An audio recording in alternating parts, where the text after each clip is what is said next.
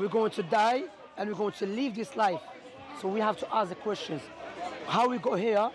What is our purpose of life? Why we have to die? And these questions, no one have answered it in details. Who is the true God according to Jesus? Jesus healed him because he is God and he is claimed to be God. Okay.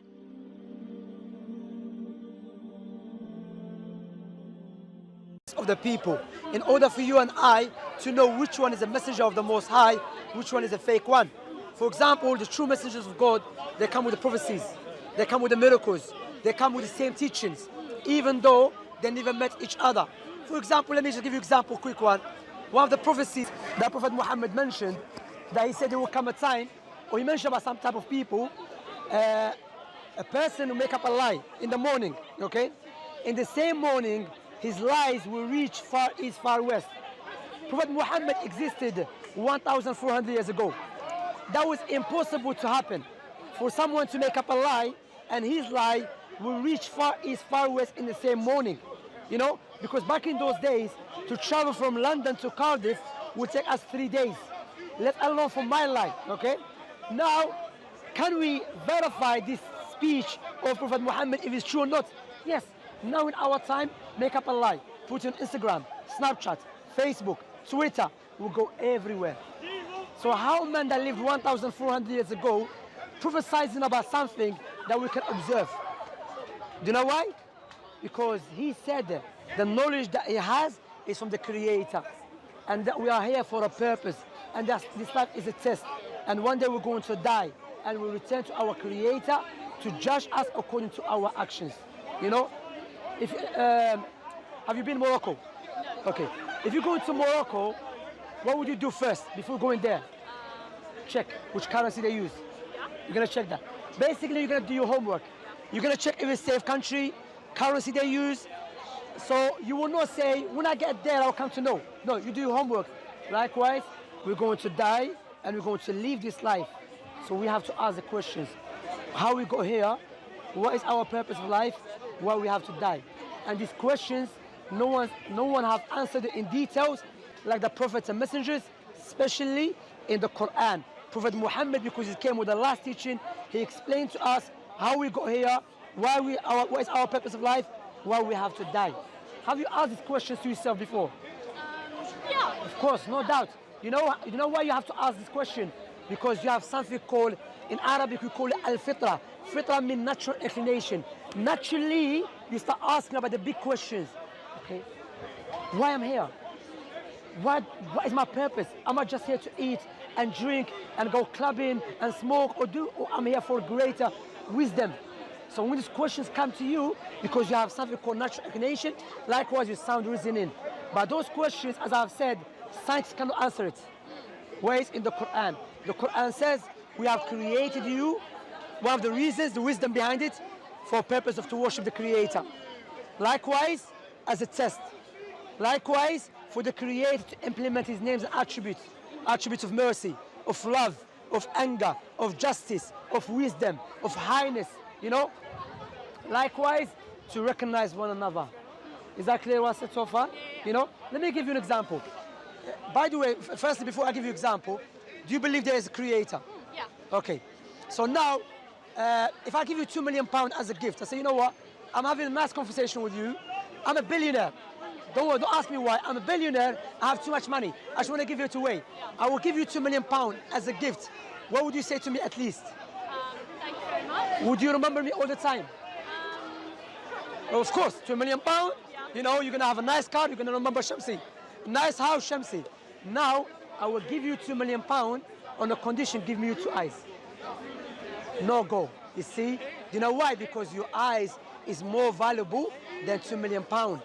So why we are not grateful to the one that gave us eyes for free? You see? You like that? Okay.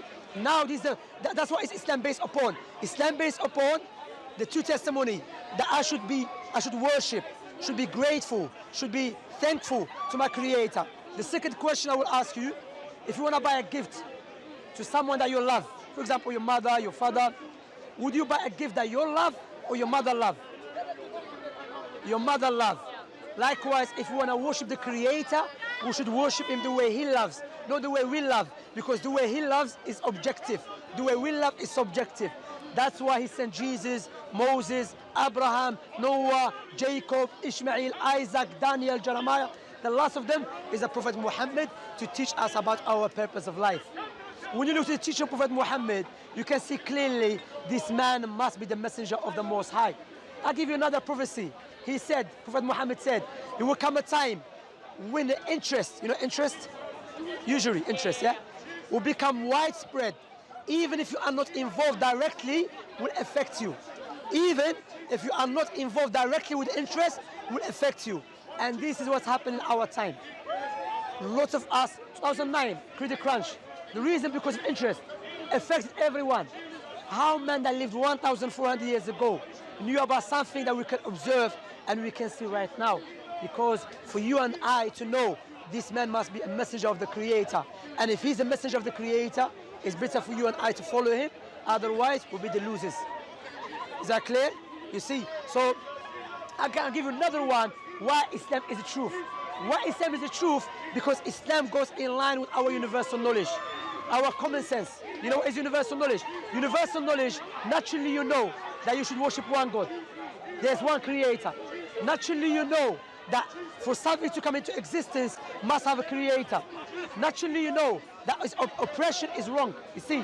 So when Allah sent the messengers, especially Islam, Prophet Muhammad, he sent them with the legislations that goes in line with that.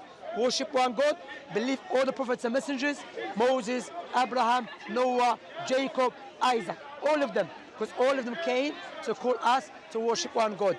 And when we die, Islam speaks about that in detail. We believe there's a life of the grave. We don't know how, it's from the unseen, okay? And there is a day of judgment. When the Creator brings everyone back to life to judge them according to their actions. And the biggest crime against God, when you turn away from God or you worship Him in a way He doesn't want to worship Him. And we believe in Islam that if someone dies without Islam being explained to him, God will not punish him. He will test him with day of judgment. However, if Islam was explained to someone and she turns or he turns away from it, then if he dies or she dies upon disbelief, rejecting the Creator or not worshiping Him the way He wants, then don't blame no one except ourselves. So that's what we're here for. That's why I invite you to Islam, to worship the Creator, to worship God who gave you life, who gave you eyes, and who you, no doubt all of us here, we want to have a relationship with our Creator. We want to be grateful to Him. We want to be thankful to Him. So this is your chance here. If you want to accept Islam, I'm inviting you to Islam. If you have any questions about Islam, feel free. Don't worry. Ask any question you want. As long as you don't ask me about my age. So, okay, I'm joking. But ask anything, please. Anything, ask. I think, yeah. Does it make sense what I said? Yeah. Okay, if I ask you, what is stopping you to become Muslim? I think so. I'm a Christian. Okay. And like I agree with like so much that you said. Like we have this like yearning to know God within us. And we all like need to worship God. And because sorry to cut you, because you said you're Christian. yes. Now, Christianity. Okay. When you look to Christianity, firstly, was Jesus Christian? Jesus was not Christian. Jesus never worshipped himself. Jesus prayed to God, okay? And Jesus prostrate when he prayed to God, okay? Who does that? The Muslims, okay? When we look to the teaching of Jesus, Moses, Abraham, Jesus was circumcised. Who does that? The Muslims. The Jews do that as well, okay? However, when we look to the Christians in our time, even after Jesus, they were affected heavily by the pagan Romans. You see, because if you notice, Constantine, the leader, he adopted Christianity as a faith of the state, okay? However, he himself manipulated the teaching of Jesus, you know? So when you say I'm a Christian, Christianity does not, out of respect, Christianity does not go in line with our belief, with our universal knowledge. God became a baby, that doesn't make any sense. I think it makes perfect sense. Okay. Like, God is like three persons, and like God the Son came down As a baby. to be a baby, to be a sacrifice for the sins of the people who trust Him. Okay, let's see. Is God perfect all the times? Yeah. God is perfect all the times. All the times? When he became a baby, was he perfect? We're not told the exact details of his childhood, but yeah. No, he wasn't, because we know in the Bible, Mary breastfed him. That is not self-sufficient God. God is self-sufficient all the times. God is not in need of his creations all the time. But we can see in the Bible, God who became a baby was in need of someone to change him and to feed him. That's not the nature of the Most High. That goes against with our universal knowledge. That's why, if you notice, I told you there's universal knowledge. Where is universal knowledge? You don't have to be Christian or a Muslim or atheist to know it. Naturally we know it. That is illogical, impossible for something to be perfect all the times and imperfect at the same time. Likewise, it's irrational to say God become a baby. Do you know why? Because by definition, God is not a human being. By definition, human being is not God. To say God become a baby, that is a paradox which doesn't make any sense and does not exist in outside reality. That's why Allah said in the Quran, stop saying that man is a God or God is a three. There is only one God that has no partner and there is nothing like unto him. He's the all-hearing, the all-seeing. So when you look to Jesus, I make it clear to you, who is the true God according to Jesus? Who is the true God according to Jesus? So I think, so when Jesus, he's healing the blind, the paralyzed man, and the friends of this guy let him down through the roof, and Jesus says to him, my son, your sins are forgiven.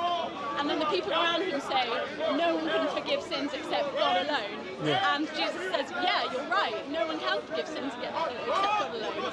So, the implication being that he is God. And then he says, so that you will know that I have the authority to forgive sins, take up your mat and walk. And this guy takes up his mat and walk because Jesus has healed him, because he is God and he has claimed to be God. Okay, does God need authority from anyone else? No. But Jesus said authority was given to him. Yeah. He cannot be God. He has authority to forgive sins. No. Prophet Muhammad said, who enters people paradise? Pardon? Who enters people in paradise? God. Prophet Muhammad said to his companions, you be in paradise, you be in paradise. That doesn't mean he's God. What it means that he's saying what God tell him. So Prophet Muhammad, the man came to him, he said, your sins be forgiven. Doesn't mean Prophet Muhammad is God, meaning that Prophet Muhammad, Jesus, Moses, all of them speak on the authority on behalf of God because they are the messengers of God. But before we move on, I ask you a question, you haven't answered out of respect, yeah? Who is the true God according to Jesus? Both God the Father and himself, God the Son. Jesus said, the only true God, Jesus said that, yeah? The only true God is the Father. He never said him. So by forgiving that guy's sins and saying only God can forgive sins, and also saying that he is forgiving sins, I am God. No, but he said the only true God, okay, we in Jesus said the only true God is the Father. Not the Holy Spirit, not the Son, that clearly he cannot be the same God who is who you claim. Because I'll give you another one. Does God know everything all the times? So yes, but sometimes he voluntarily limits his power. When he came down to earth as a man, he limits his power. Yeah, he limits that's contradiction his power. though. He voluntarily limits his power some of the time. But it's contradiction. No, it's not. Shall I tell you why? Is God all powerful all the times? Yes, but sometimes he chooses to limit that power. But that goes against all the times. Human form. But that goes against all the times. If you tell me I'm perfect all the times, then you say I choose to make mistake, that's contradiction. Because by definition, if you say all the times it's perfect, you are negating to be imperfect any times. So if you say I'm perfect all the times, then you said willingly I became imperfect, that's contradiction, you are contradicting yourself. So you cannot say you are, because meaning, that's why we say God has no beginning or end. His perfection, perfect all the times. Today, yesterday, in the future, after the creation, all the times. So that's why, look, what you do out of respect, you are struggling because you believe in something in a book will go against your universal knowledge. So what you doing, you try to fight against universal knowledge which the Creator has given you to believe in a book that we don't know who wrote. That's what you're doing, seriously. You know, John, Mark, Luke, Matthew, it's a different subject. A lot of them are things about Jesus which we don't know if Jesus said it or not. You know? Yeah, that's true. That's true. Jesus. Yeah. So no, my point here is, look, my point is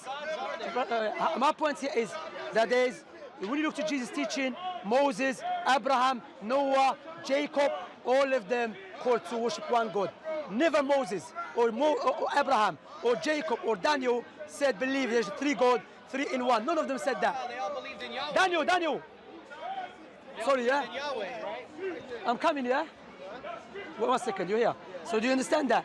That's why what distinguishes Islam from any religion or any way of life or any ideas, Islam goes in line with our universal knowledge. Who gave us the universal knowledge? The Creator. So the Creator, to make it clear, imagine I make a phone.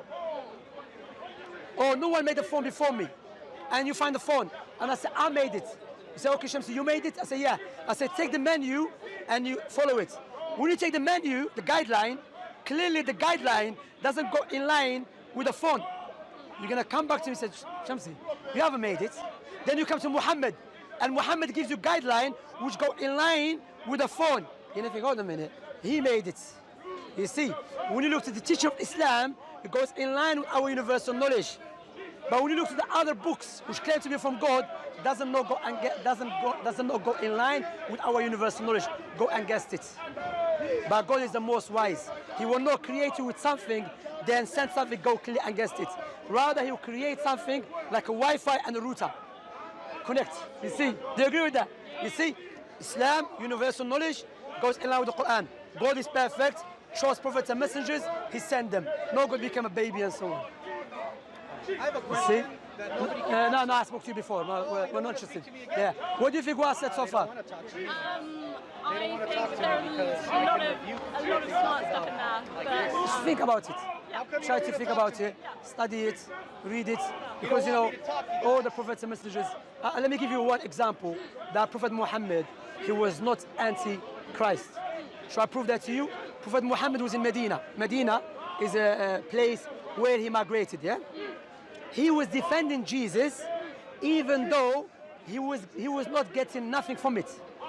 Meaning in Medina, if he was a false prophet, he would have agreed with the Israelites who said Jesus was a bastard man, evil man, or he was and he was not a true Messiah. If he was a false prophet, he would have agreed with them to gain more followers. But what he did, he said, no, Jesus was a true Messiah. He was born without a father. His mother was a truthful woman. Why he's going to defend someone in a city when there's no need for him to defend? Rather, by defending that man, he's going to lose more followers, not to gain more followers. Because to show you Prophet Muhammad doesn't speak from his own desires. He speaks from the revelation. Allah will send him to defend this man because he's a prophet of me, like you are a prophet of me. And both of you defend each other. See that? Makes sense? Sorry, I can't check you. Yeah, no problem at all. You know, as a Muslim, just to clarify that, we as the Muslims, we're not allowed to touch woman's hand, even from Muslims. As long as if she's our relative family, we are allowed to touch her. But non-relatives, because some people they think, if not a Muslim, if she's a Muslim, you're allowed to touch her. No. Even if she's a Muslim, if she's not my relative, I'm not allowed to touch her. that makes a lot of sense. All right. Do you have anything something to give out to me? Nothing. I have nothing. But hopefully, check. Thank you very much. Name one biblical prophet. Have you read the Quran? Do you have Quran? Yeah, give me one. Just I want to give you a gift, please. Because I know many prophets. I spoke to him before. Jeremiah, He's just gonna shout. Hezekiah, Nehemiah, Obadiah, Messiah, hallelujah. But he won't speak to me. I want to know if anybody here could tell me what is the name of Allah. What is the name of Daniel? What is the name of Daniel? What is the name of Allah? It's Allah. Allah means God. No, it doesn't mean that. Yeah. You just made mistake. You were just saying You it just made earlier. mistake. You were just saying it. You just made. That's why I don't want to speak to you because you made mistake. wait, Instead of who made saying, a mistake? "Let me take it back," you How keep many arguing. gods? How many gods are there? You said Allah means God. Apollo, Yes. Neptune, all these different gods, thousands of gods. But you said Allah means God, and if you research Which translation, Allah Akhi? means God, Okay, what this is is the good for name you. of Allah? Thank you very much. This is Shukran, Akhi. the biblical Barakallah prophet fi, shukran. James Assalamu alaikum, brothers and sisters. Hope this video was helpful for you. This may help others too, so please consider sharing, and we will bring more videos in the future inshallah, so consider subscribing and you won't miss any. Jazakallahu khairan.